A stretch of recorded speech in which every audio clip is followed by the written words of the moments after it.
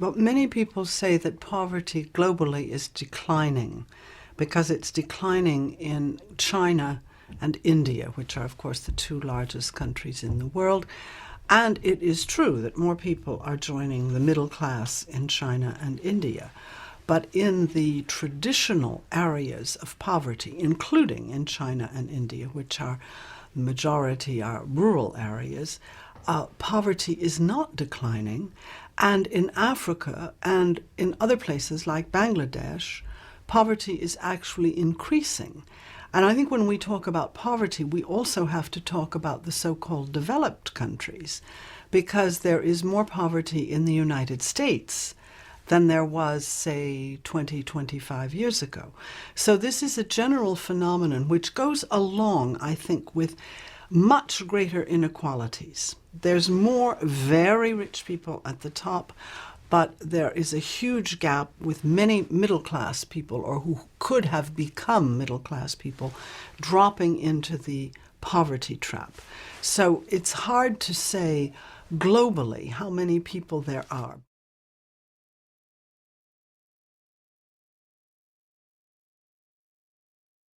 Well, between about 1980, when you have Margaret Thatcher in Britain and Ronald Reagan in the United States, there is a whole philosophy that comes into play and is more or less imposed or accepted in the rest of the world, called neoliberalism. Sometimes in America it's called neoconservatism, but it means let the market work its magic, let the market make the decisions, and don't intervene if you're the government. Well, when the market makes the major decisions, it gives to those who already have, which is perfectly normal, because if you have a lot of money, you are going to be able to take advantage of market opportunities.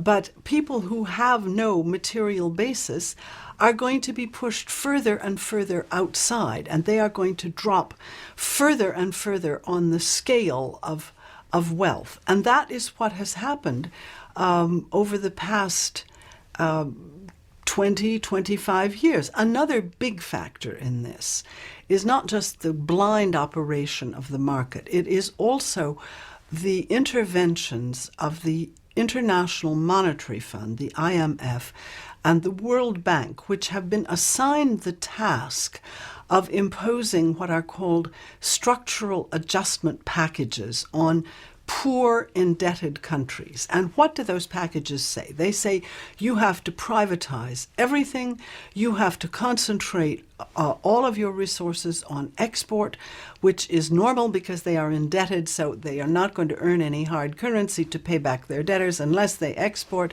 But that means that people locally are going to be neglected. It's also saying put your interest rates up very, very high, so that makes it virtually impossible for poorer people to borrow.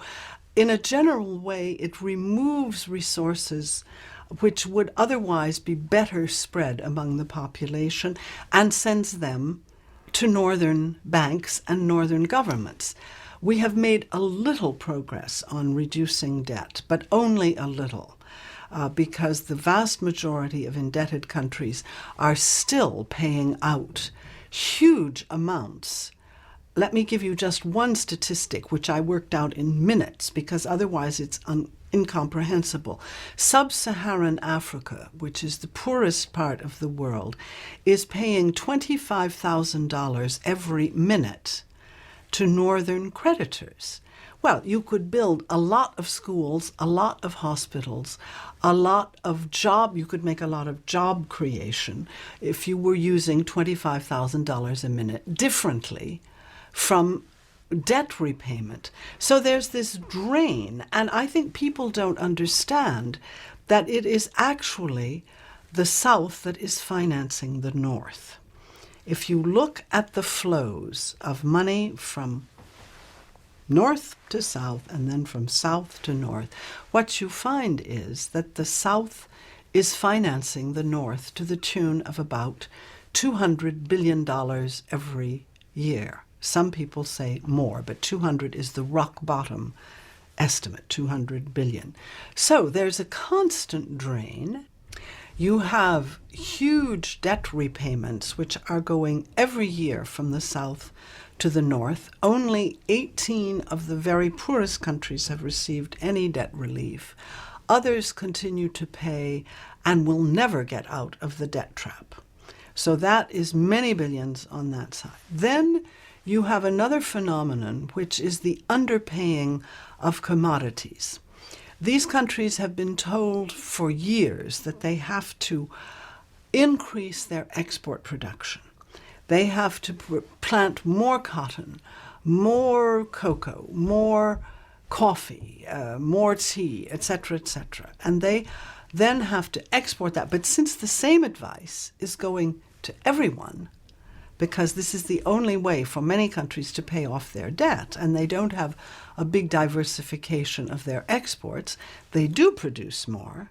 But when everybody is trying to put those same goods on the market, you don't have to have a PhD in economics, which I do not have, by the way, to understand that that is going to push down the prices for everyone. When there's too great a supply, the prices will go down. So their exports are undervalued. So they don't earn enough in that way either. They lose some of their best brains. There is an outflow of human beings, both for the brawn and for the brains, which is also a big outflow. But the major outflow is the debt, which is going back every year to the northern countries, the northern banks and the northern governments. Well, what we have to understand is that there was a lot of binge borrowing in the 1970s. And let's be clear from the outset that those who did the borrowing are not the same people who are making sacrifices to pay back now. This is one of the biggest transfers of responsibility that has ever occurred, I think, in human history, where you have the upper middle classes and the upper classes borrowing like mad, and then suddenly when they can't get any credit anymore, and the International Monetary Fund comes in and says, look, we've got to clean this up and we're going to put you under structural adjustment. We're going to put you under austerity policies. Then suddenly it's the responsibility of the poor people in the society to pay back what was borrowed. What was borrowed? A lot for armaments. Probably 20 to 25% of the total debt burden was borrowed to purchase military products which are never productive. If you borrow for productive reasons, that's fine. You invest something and then you produce more wealth, and normally debt should not be a problem because it should be invested in productive activities. But what has happened also under structural adjustment is that the World Bank and the IMF have insisted that everything that was public be privatized.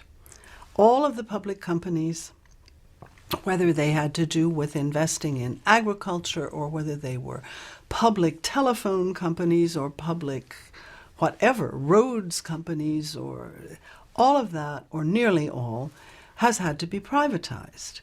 So there again, you get an opportunity for private companies to extract wealth. So it is true, we now know that there was a plan for extracting resources, for extracting cash, and that it is no accident that these countries have been, in a sense, recolonized, because nobody wants to do classical colonialism now. It's too visible. You have to have an army to enforce it. It takes an administration.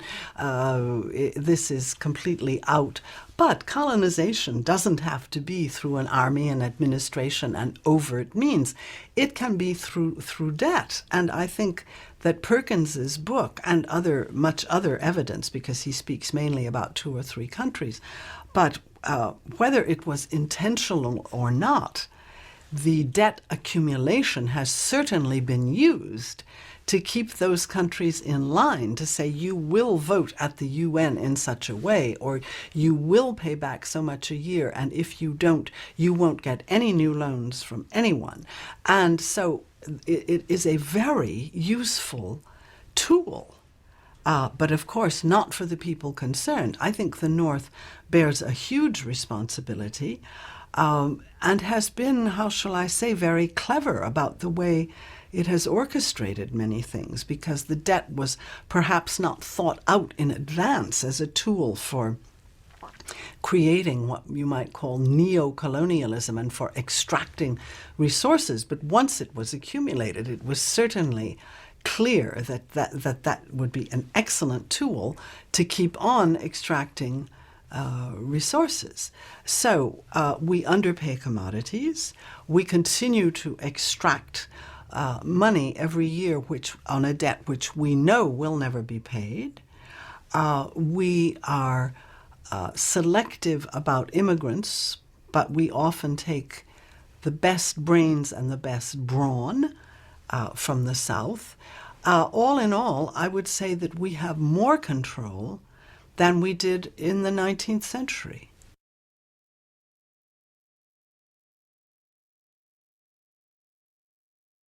There is definitely overproduction now in the South, and that is also a fact of life with the World Bank and the International Monetary Fund, because what they say is you've got to produce whatever you can produce in order to earn hard currency in order to pay back your debt. So it's not surprising that there is overproduction.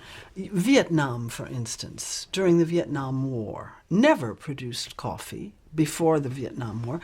Afterwards, it was moving more and more into being a normal country in the normal trading relations. And it's the bank and the fund, and particularly the bank, that loaned a lot for coffee production. We've got a structural surplus of coffee in the world. So the price is in the basement, and many coffee farmers in Brazil and elsewhere, but particularly in Africa, because the quality they produce is not the one that's most sought after, partly because of Vietnamese production, which has increased supply like that, and demand has remained static. So it's not surprising that the income for those countries has plummeted. I say financial low-intensity conflict because I think debt has been a more effective tool than arms. You don't have to go in and hang a lot of people and scare them to death and march them to the gold mines. You don't have to be so obvious. Now you can do it through finances. And there have been lots of campaigns, and they've had a little success. But if you traced what has happened since 1997, when the first anti-debt campaigns really got off the ground, the IMF and the World Bank, but also the northern governments, have been dragging their feet so that they say, oh, well, fine, but you need another 3 years and then another 3 years after that. So now you need another 6 years of structural adjustments. You really have to get your house in order the way we tell you to do it, which results in a few rich people and quite a lot of poor ones. And then we will talk about debt relief. Well, they have given some debt relief to some countries. And when they do that, in countries like Tanzania, for instance, the government has used that reduction in its debt, for example, to say we don't charge school fees anymore. The enrollment of girls in school has shot up by 2/3. So you don't educate girls, that means you increase the birth rate, that means you increase the pressure on the land, that means there's more poor people.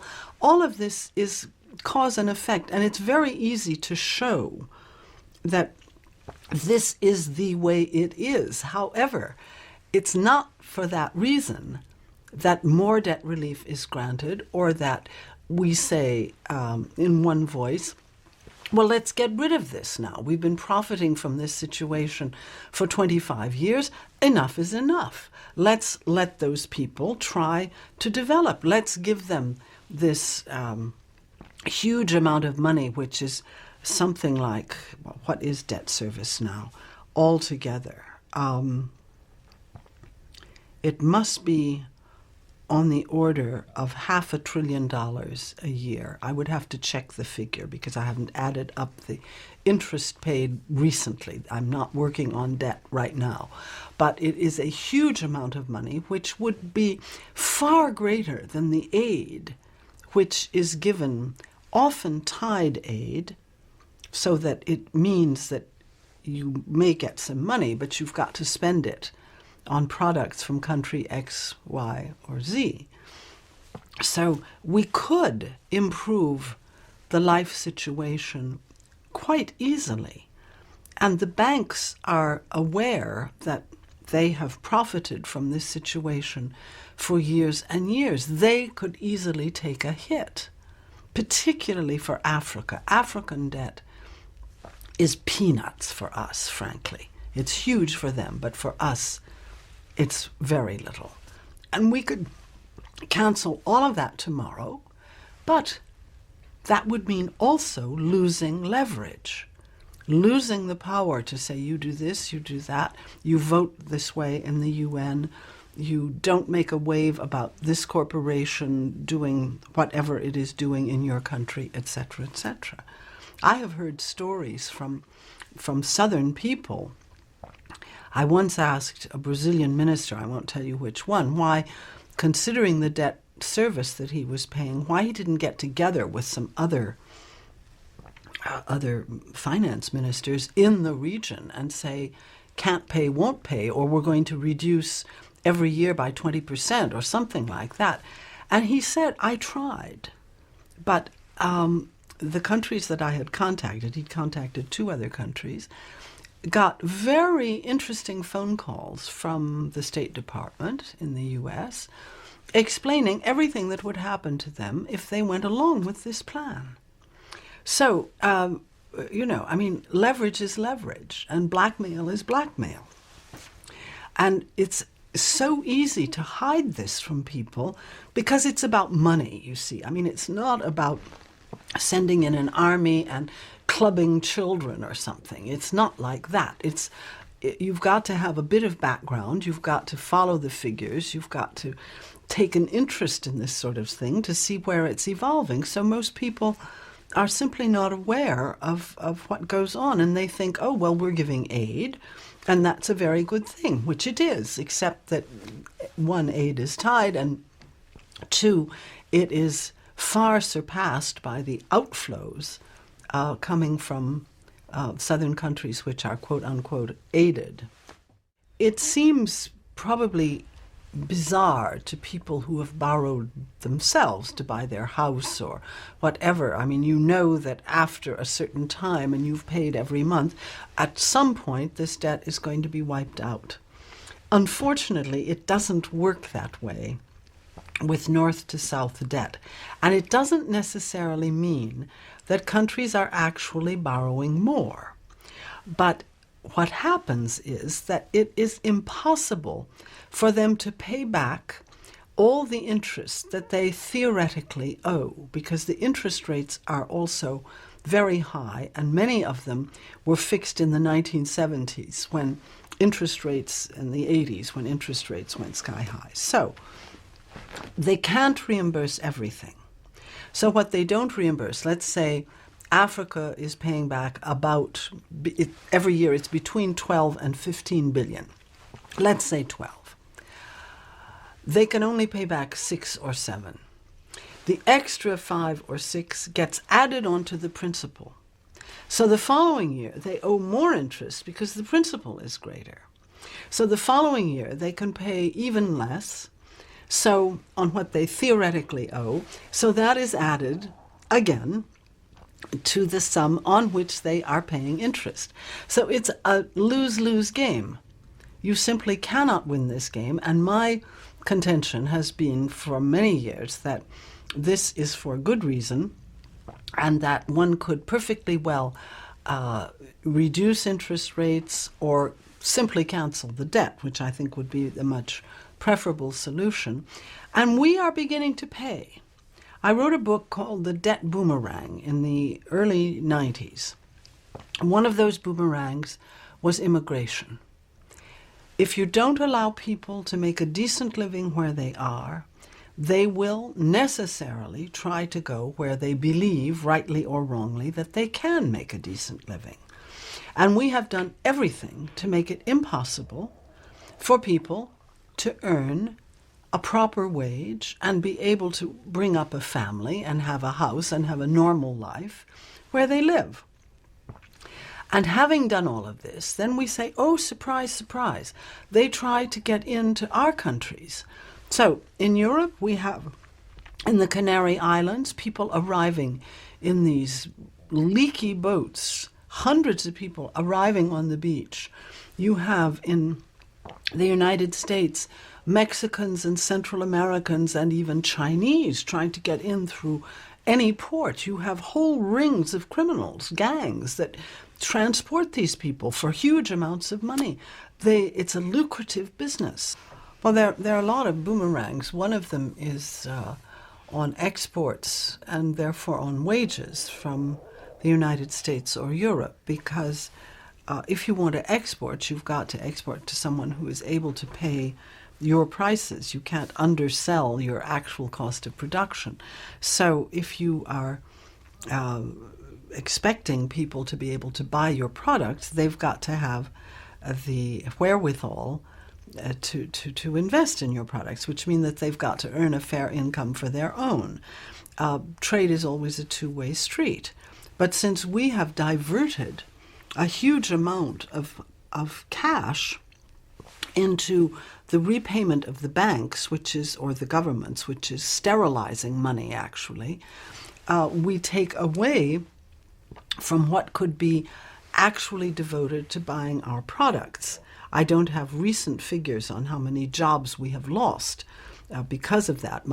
I did this work in the 1980s, and I don't know what it is now, but I am quite sure that the principle is the same, because we are not selling what otherwise we could normally sell to these countries if they had a normal progression of their levels of wealth, and if wealth were better distributed and did not remain in a single small elite, which has offshored its money anyway, so it's not contributing the elites still offshore their money. They still send their dollars or whatever to New York or London.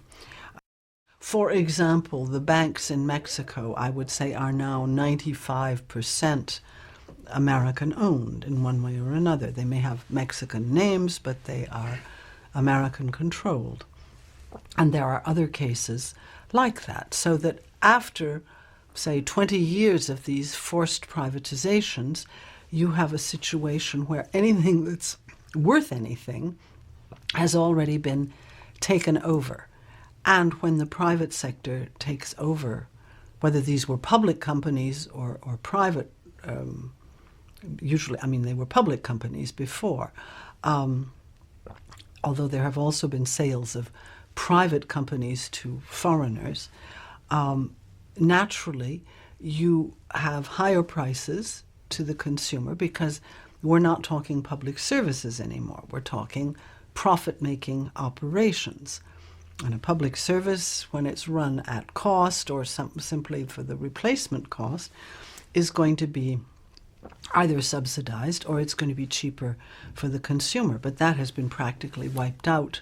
And also, there don't seem to be many signs of these ever coming back, although we can easily quantify and see qualitatively what the impact on ordinary people has been.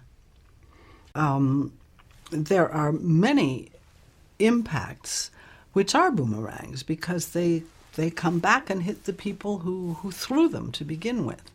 But I would like to stress that ordinary people in the United States or in Europe or Canada or wherever are not responsible for this. It's their governments. It's a very small elite which has in many ways organized the debt crisis ever since 1982. And they have done an excellent job of keeping their arrangements quite dark. Most people don't know these things. You have to dig a bit to understand what's actually going on. This debt, we have to face it, it's never going to be paid. That's not the point. The point is not getting back that money. The point is that this debt will always be hanging over the heads of the debtors because it is a huge source of political control. If you look at the votes in the UN, if you look at who will join you in Iraq or who will not at least complain about certain actions, etc., well, it's a very good tool. It's one among many tools, but it's still a useful one, which will not be given up without a fight.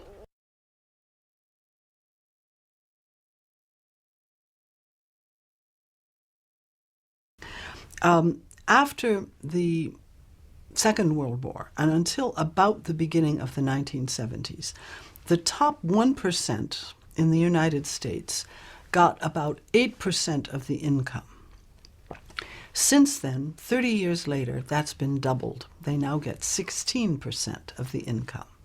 And that's kind of extreme. But in other countries, it's been the same way because it's normal. Markets give to those who have. So if you have an entirely market economy with no social brakes put on, no social arrangements so that it's not just the survival of the fittest, you will get much greater inequalities. You'll get many more poor people at the bottom and a fringe of rich people at the top who make billions. And I guess this year the Forbes list does not include any multimillionaires because even if you have $999 million, that's not enough. Everyone on their 400 list is now a billionaire. So 1,000 million and up, you can't have everything, you know.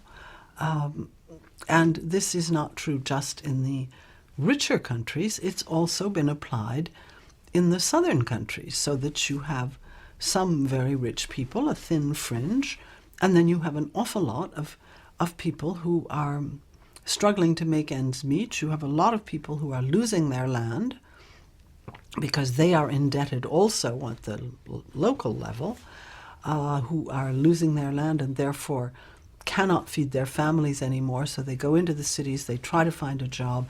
There's too many people there. Wages are rock bottom, et cetera, et cetera. And so they go to the slums, which are neither in a city or in the country. They're sort of this middle planet where there's very few opportunities, and you get increased crime, you get more kids not in school, you get unhealthy populations, you get the spread of AIDS, you get all these things. So is that what we want? Sometimes when I look at these things with an objective eye, I think, well, yeah, that must be what they want. Because otherwise, the way to change that is really quite obvious.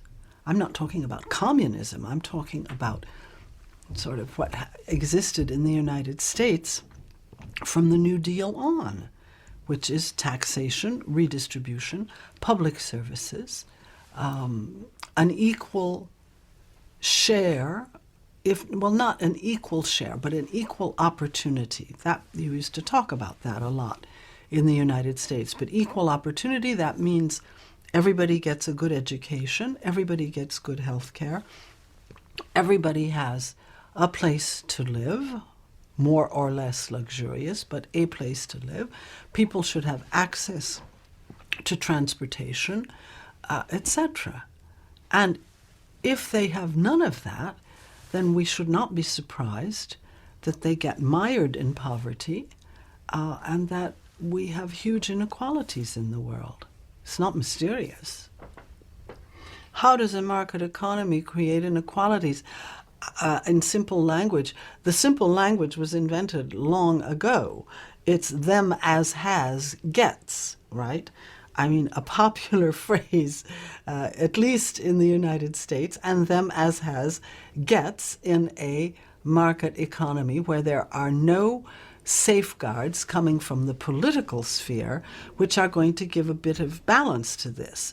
And what I see happening all over the world is that if you imagine the world as a kind of sphere, you have the economic sphere, which is here on the outside, which is dictating everything to society. And in my ideal world, I would have society and politics on the outside, and they would be dictating their law to the economy, because the economy is a good servant, but a bad master. However, with the advent, well, in the United States of the Republican Party, but in Britain with Mrs. Thatcher and many other governments of the same kind, you had a whole period of imposing neoliberalism.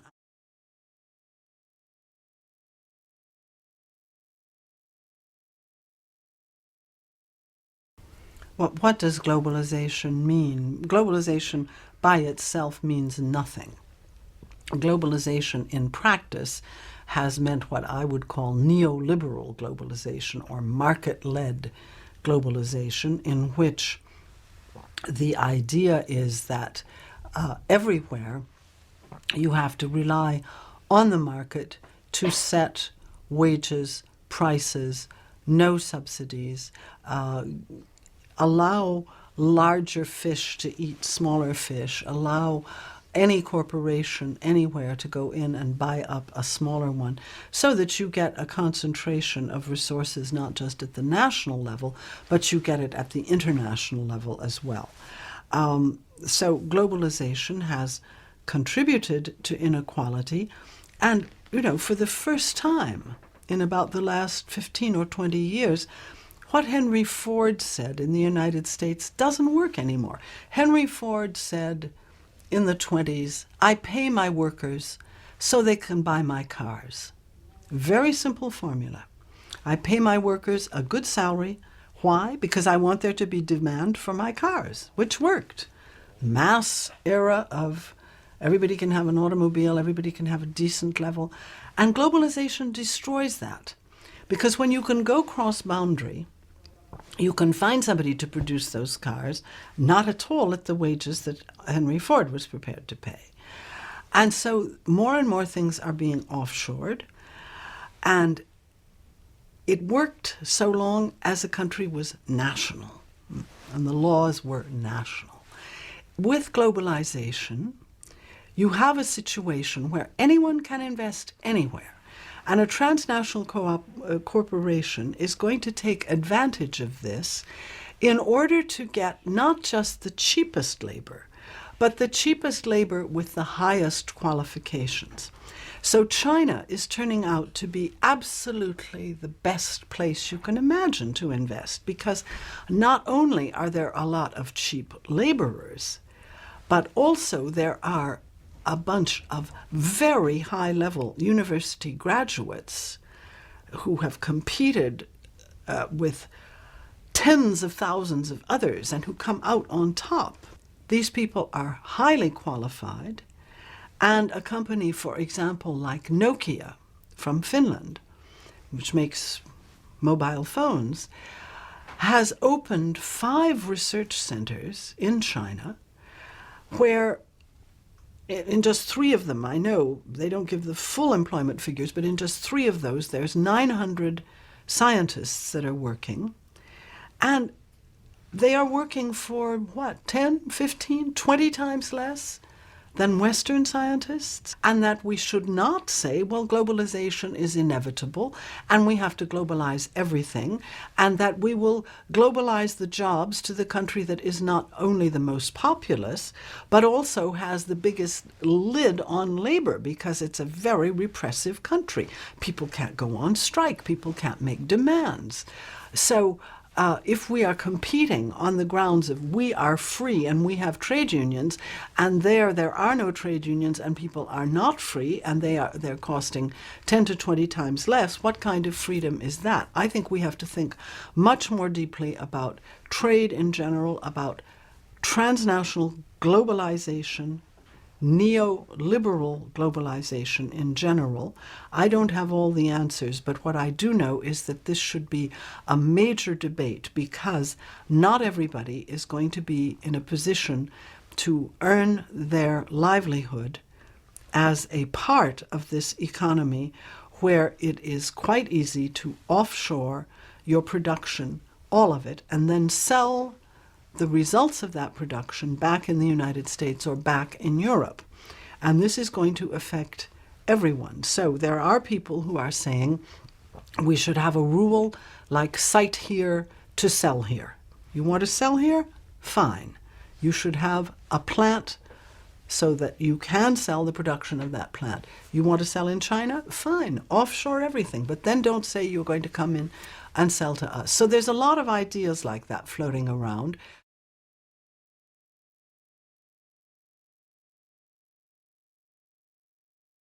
Well, there are topics where Western ideas, I think, should be defended. After all, it's Western countries that invented democracy in the 18th century. We had revolutions about that, we had wars about it, and I think it's a proper gain. And I'm not someone who says, well, whatever the laws are locally, they are the best for those people. I don't think, for example, that female circumcision is a good idea. I think it's a terrible idea and should be got rid of. And I will never defend a certain number of local practices just because they're local and say it's not my business. And so I think democracy, as it has been practiced for 200 and some years, is a good thing for those who have been able to benefit from it. But what I do see happening is, for example, in the European Union, I get the feeling with the last constitution that they proposed to us that what they really want to do is to put the economy first. It's as if they were saying democracy was an okay parenthesis for 200 years.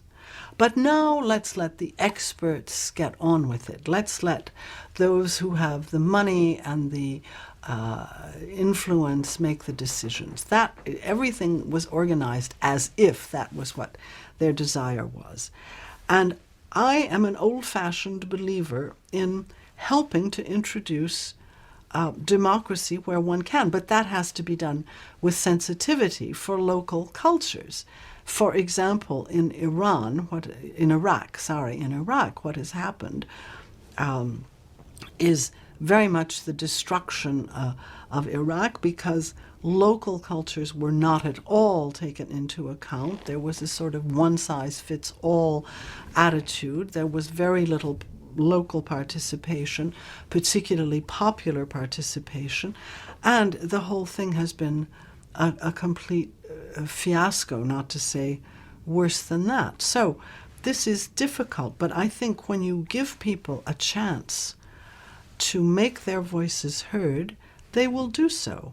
And they will make decisions which are intelligent ones for the whole society, which is why I welcome the election of someone like Lula. This is why I welcome the appearance of Hugo Chavez in Venezuela, whom the U.S. is probably going to try to get rid of, but he has been elected more times than most U.S. politicians, and he's putting up his mandate again for re-election in December. this is why I think Evo Morales in a very poor country like Bolivia is probably going to do more for the poor Bolivians than the kind of oligarchs, the very rich people that they have had through more or less honest elections up to now, etc., etc. I think that there is progress being made in some places.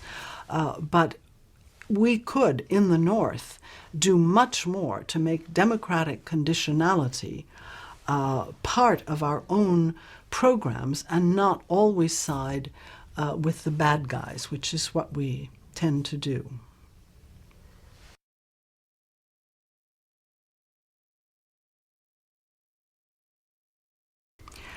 The WTO goes much farther than the World Trade Organization, goes much farther than any other trade agreement that has ever existed in the world. It doesn't just cover goods, it covers services, it covers intellectual property, it covers all kinds of agreements on how much pesticides can be on a vegetable that you import, or what kinds of technical barriers to trade can you have? Can you say, no, we won't accept that export because the standards are not as high as our own standards? It covers just about everything you can imagine, and in the sectors that you would least expect, like education, health, transport, all of the services which are often considered as public services. So this organization, which is not even part of the UN, is extremely powerful. Another reason it's powerful is that it has what they call the dispute resolution mechanism, which can hear disputes between countries and give a verdict and then propose to the winner that they sanction the loser. For example, in Europe, the US challenged us on hormone-fed beef because the Europeans were refusing to import hormone-fed beef, saying we don't know about the health results of this and we think it's dangerous. And the US was saying this is trade restrictive and you haven't proved anything about health. And so they won. And what did they do? They immediately put sanctions on certain products. And one of the best known ones, at least in France, is that they put sanctions on Roquefort cheese. They raised the duty by 100%. So Roquefort farmers, sheep raisers who live in a very poor part of France, very little possibility to grow anything else, just have sheep pastures and that's about it, suddenly they had their sales, which were cut by a third to a half because there was no more American purchases of this cheese. And it wasn't their fault. They'd had nothing to do with the decision not to buy hormone-fed beef, but they were the ones who were punished for it. And that's still going on, that kind of sanctioning. So I think we need much fairer trade rules, and particularly we need trade rules which take labor rights into account, which take human rights into account, which take environmental necessities into account, which is not the case now of the World Trade Organization. So that's what I've been working on most personally, because I think this is a hugely urgent project. And now that the talks are stalled in what's called the Doha round, what is happening? Well, immediately they go for bilateral agreements, which may be even more demanding on the partner countries. So maybe you will win one here, but you lose something on the other side. It's always an uphill fight. Well, there's never any free gifts in international relations. It's always a tit for tat, quid pro quo, and naturally the whole game of international relations is to try to get leverage. And it's not surprising, therefore, that in exchange for some debt relief, there should be demands made on these countries. And I think that that is just a fact of life. However, there are some countries which are, let's face it, less worth exploiting than others. I gave the example of Tanzania, which has used its debt reduction in a very intelligent way. So, to some extent, has Uganda. So have some other countries which have made improvements in healthcare, education, roads, that sort of thing, which benefit the local population. I think that there is also a need to showcase a certain number of changes along those lines so that hope is held out to the others who've not got any relief. But I am quite sure that any relief that is given is there will be a counterpart arrangement so that it will be either political or financial, but there will be a counterpart. Yes, that's part of the game.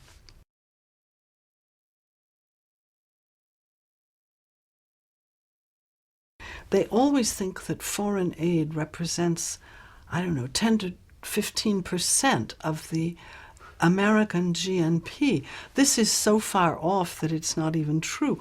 Foreign aid represents, in the United States, less than 1/10 of 1% of the entire American GNP. We are being helped much more by the South than the South is being helped by us. I say we as a former I'm still an American citizen. And it's pretty much the same thing for Europeans. There's not much virtue here, right? So I would say, look, try to go behind the scenes, try to look at what is actually happening. One of the problems today is that real democracy requires more of an effort from people. When I started out, trying to examine these problems, it was enough to say, U.S. get out of Vietnam, and people agreed with you or they didn't agree with you, but at least it was self-explanatory what you meant. Now, if I'm talking about you have to reduce the debt of the African countries, or you have to pay raw materials at a higher price, or anything like that, it requires a little bit of knowledge about what is actually going on. And not very many people have that knowledge. And so I think that there should be different curricula in the schools, and people should demand to have a better understanding of what goes on internationally. This affects Americans every day, but they are kind of in an island.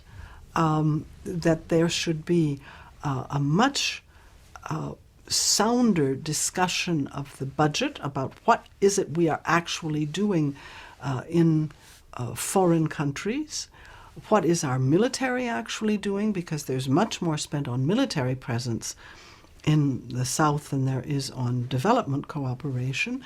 We should be looking much more closely at the policies of the World Bank, the IMF, and the World Trade Organization, which we really haven't talked about, which is another undemocratic but very powerful organization.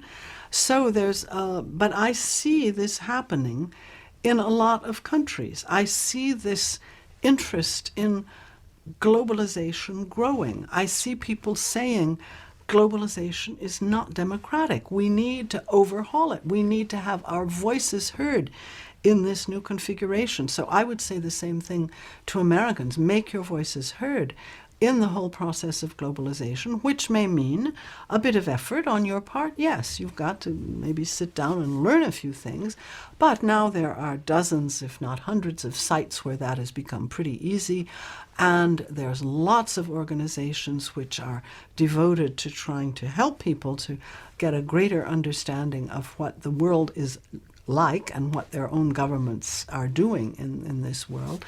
So I'm not pessimistic. I see changes happening. I see more and more people going to events like the World Social Forum because they are interested in getting a new take on reality.